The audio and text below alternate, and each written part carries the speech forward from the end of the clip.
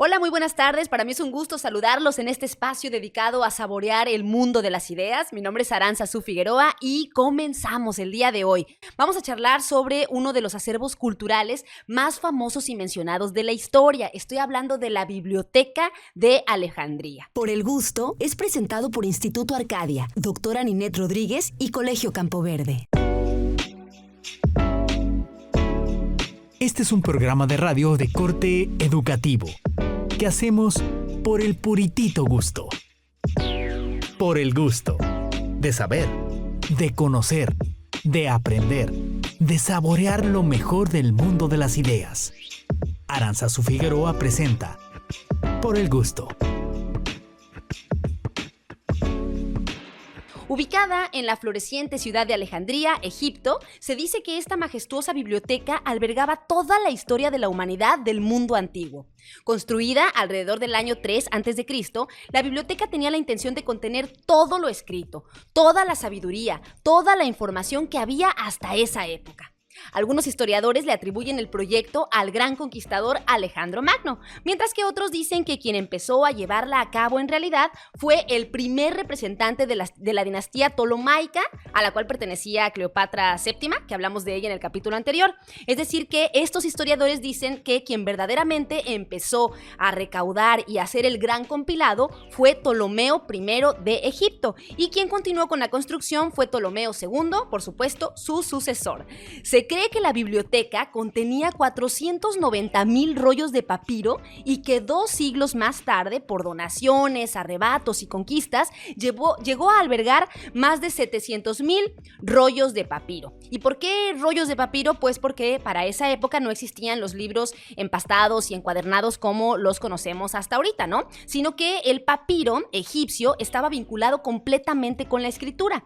De hecho, la palabra papel proviene de papiro, que además los egipcios, de usarla como una superficie de escritura para documentos y textos, le descubrieron muchísimas otras utilidades como cuerdas, sandalias, cestas y hasta alimento, porque el papiro es una planta de Oriente y la parte que se usaba para la escritura, para estos rollos de papiro, pues era precisamente el tallo, ¿no? Entonces, volviendo a la Biblioteca de Alejandría, se realizó con el fin de albergar todo el conocimiento del mundo antiguo. Es por eso que la ciudad se convirtió en un atractivo centro de sabiduría, de conocimiento, atrayendo a filósofos, a eruditos, a estudiosos y sabios de la época. Se dice que cada libro o rollo de papiro que llegaba en los barcos a esta ciudad era confiscado y copiado para dejar el original en sus estanterías. A partir de su creación, Ptolomeo III, IV, V, etc., hicieron de la gran biblioteca una prioridad, un eje central de sus dominios, no solo por motivos eruditos, sino por el poder que representaba tener la mayor información del mundo antiguo, ¿no? El conocimiento, que precisamente, pues a lo largo de la historia, siempre se ha relacionado al conocimiento con el poder. Según una carta que fue denominada la Carta de Aristeas, escrita supuestamente, porque todos estos escritos como que siempre están en tela de juicio, de acuerdo a un historiador o a otro, pero según la Carta de Aristeas, escrita entre el año 180 y 145 a.C., la idea de la biblioteca fue sugerida por el orador griego Demetrio de Falero, que fue, supuestamente, un estudiante de Aristóteles o de un alumno del mismo. Y se dice que Demetrio organizó la biblioteca como un hogar para todos los libros jamás escritos y propuso el nombre de Museion, que también era como tipo un templo dedicado a las 9 musas griegas, ¿no?, que representan a las artes, por lo menos para una parte de la biblioteca, ya que este nombre pues dio origen a la palabra que conocemos hasta ahora como museo. En respuesta a la pregunta por qué se construyó esta biblioteca en la ciudad de Alejandría, que pues era relativamente nueva a través de la dinastía Ptolomaica que decíamos, bueno, pues un erudito que se llamó Lionel Casson escribió que Egipto era mucho más rico que las tierras de sus rivales. Por un lado, el suelo fértil a lo largo del río Nilo producía cosechas abundantes de grano, y el grano era para el mundo griego y romano lo que serían los los combustibles fósiles a lo mejor para nosotros en esta época, ¿no? Entonces, los egipcios, con todas esas bondades de la naturaleza, gobernaban el comercio en todas partes. Y también era el hábitat por excelencia del papiro, que como decíamos anteriormente, pues sus gobernantes tenían un monopolio sobre el principal material de escritura del mundo, ¿no? Que era precisamente esta planta, este tallo sobre el cual se escribía todo el conocimiento y todo lo que querían preservar para el futuro, ¿no? Entonces, todos los monarcas helenísticos intentaban adornar sus capitales con arquitectura grandiosa, construir también una reputación intachable para la cultura. Los Ptolomeos, que fue esta dinastía a la cual perteneció Cleopatra VII, que decíamos, tenían una mayor capacidad para gastar que los demás, entonces que empezaron a tomar la delantera. Los primeros 4 miembros de la dinastía se concentraron en la reputación cultural de Alejandría, ya que ellos mismos eran intelectuales.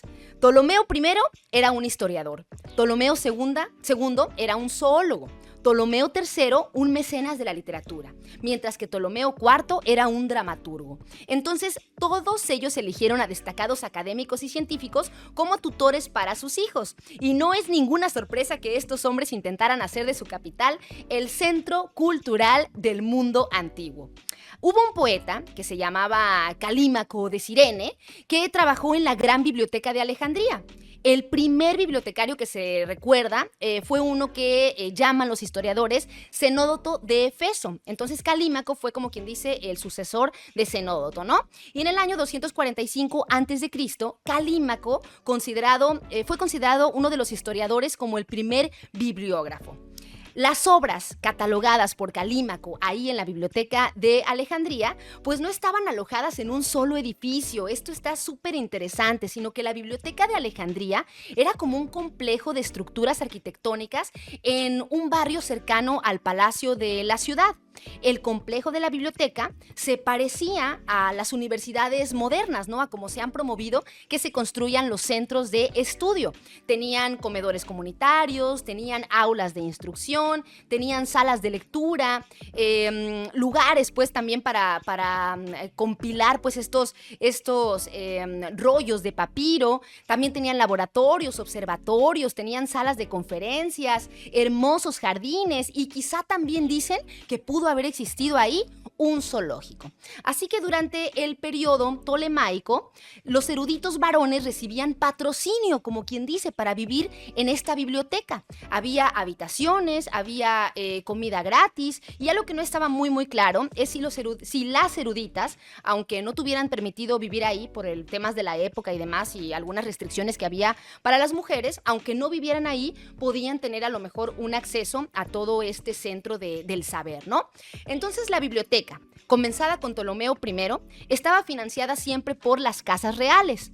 Eruditos, científicos, poetas, críticos literarios, escritores, copistas y lingüistas, entre otros, eran aceptados como miembros del Museum y vivían allí, vivían libres de impuestos, sin pagar ningún tipo de alquiler, recibían comida y un salario simbólico, les daban por ahí algo, ¿no? Pero el propósito de este patrocinio y de tenerlos viviendo ahí en la Biblioteca de Alejandría como un gran complejo similar a las universidades de ahora, pues era que lejos de las libertades que te da el mundo fuera de ese lugar, pues ellos estuvieran como concentrados en el tema de estudiar, ¿no? Que se dedicaran al estudio, a la escritura, a la enseñanza, y se esperaba además que cada pensador, que cada erudito alojado en el Museum, hoy conocido como la Biblioteca de Alejandría, enseñara en cierta capacidad y diera también conferencias, ¿no? Aunque no se sabía bien a quién era que se daba ese conocimiento, pero era como parte de sus labores, ¿no? Que compartieran ese conocimiento también de manera oral. Dicen que el director de la Biblioteca de Alejandría era nombrado por la corte real y servía de por vida, a menos que otra cosa sucediera, qué sé yo, pero la idea era que permanecieran en el cargo durante toda su vida, ¿no? Y durante el periodo precisamente tolemaico, cada bibliotecario principal era un erudito notable, o sea, tenía que ser, por supuesto, una persona de letras, tenía que ser una persona culta, una persona que sobresalía sobresaliera con respecto a toda la información que había en esa época. Así que tenían también como tipo por obligación de ostentar ese cargo, tenían que dar alguna contribución original al campo del conocimiento. Por ejemplo, uno de ellos, que fue Zenódoto, fue el primero en establecer una versión oficial de las obras de Homero y además el primero en implementar un sistema alfabético de organización para todo lo que había en la biblioteca. Otro, que se llamó Apolonio de Rodas, fue famoso por su poema épico Las Argonáuticas. Otro, que se llamaba Eratóstenes, fue el primero en calcular la circunferencia de la Tierra y elaborar un mapa del mundo conocido. Es decir, cada director, por decirlo de alguna manera, que estaba al frente de la Biblioteca de Alejandría, además de dedicarse a organizar, a estar al frente, a estudiar, pues también tenía que aportar, ¿no? También tenía que dar un conocimiento nuevo que antes no se tenía. Así que son pues realmente muchísimos mitos los que hay alrededor de la desaparición, por ejemplo, de la Biblioteca de Alejandría, porque al día de hoy no queda pues nada, absolutamente nada de todos los 490,000 rollos de papiro que había en esa época, ¿no? Y que después fueron aumentando pues esta cantidad de información que había ahí. Pero hay una versión muy extendida que dice que se incendió en alguna de las batallas que tuvo Julio César por conquistar la ciudad de Alejandría y devolverle el poder a su amada Cleopatra, como habíamos hablado en uno de los capítulos anteriores. Sin embargo, algunos documentos hablan aún de este centro de arte, inclusive poco después de Cleopatra, de Julio César, de Marco Antonio y pues de toda esta guerra que empezó a desatarse por tener como el máximo poder o tener la ciudad más importante de la época, ¿no? Así que hay como esta versión de que en una de las guerras de Julio César la biblioteca se incendió y que por eso es que no quedó absolutamente nada. Sin embargo, como la versión quizá más real o más aceptada fue que fue desapareciendo poco a poco por falta de mantenimiento. Recordemos que era una biblioteca que estaba completamente solventada por los reyes de la época y que mantenía a muchísimos eruditos con comida, con casa, o sea, con todo lo que pudieran necesitar y además les daban salario simbólico con el afán de que se mantuvieran ahí siempre estudiando. Entonces, ¿qué pasa cuando empiezan las guerras con el Imperio Romano? Porque la gran ciudad de Roma, pues obviamente todos los emperadores y demás, todos los guerreros de ese tiempo, pues querían que ahí estuviera la mera mata de la cultura y de la información y del poder y demás. Entonces, cuando va cayendo el florecimiento del imperio egipcio y que empieza a tomar ya mucho mayor fuerza el imperio romano, dicen que poco duró después ya la biblioteca precisamente porque ya no le dieron como la bola adecuada, ¿no? O sea, como que ya no continuaron pues con estas inversiones que eran completamente necesarias para mantener una gran biblioteca como lo era esa y que la dinastía tolemaica pues le puso como tanto empeño, ¿no? O sea, desde Ptolomeo I que tuvo por ahí la idea, qué sé yo, hasta los demás sucesores, siempre la tenían como una prioridad y cuando empieza a decaer el imperio egipcio y empieza a pues subir el imperio romano, se dice que más bien se acabó por falta precisamente de mantenimiento, ¿no? El tema pues de la pérdida de la Biblioteca de Alejandría fue porque de repente ya no se le empezó a dar como la importancia, digámosle así, adecuada. Así que bueno, hasta aquí lo vamos a dejar. Espero que haya sido de su agrado esta historia, un poco de la historia de la Biblioteca de Alejandría. Recuerden que por el gusto este programa se transmite por acá, por Radio Turquesa, los lunes y los miércoles. Y además, si ustedes quieren escuchar todos los capítulos, pues están respaldados a través de YouTube y Spotify para que se suscriban al canal @aranzazufigueroa 8. Así me encuentran a través de YouTube y de Spotify. Vamos a ir a una pausa y regresamos y ya le vamos a entrar a nuestra entrevista del día de hoy, que siempre hay algo que aprender, hay algo nuevo que nos están aportando por acá nuestros colaboradores, patrocinadores. Enseguida regresamos. Howard Gardner define a la inteligencia como la capacidad de resolver los problemas que uno encuentra en la vida y la capacidad de hacer u ofrecer un servicio que se valora en la sociedad. Por el gusto.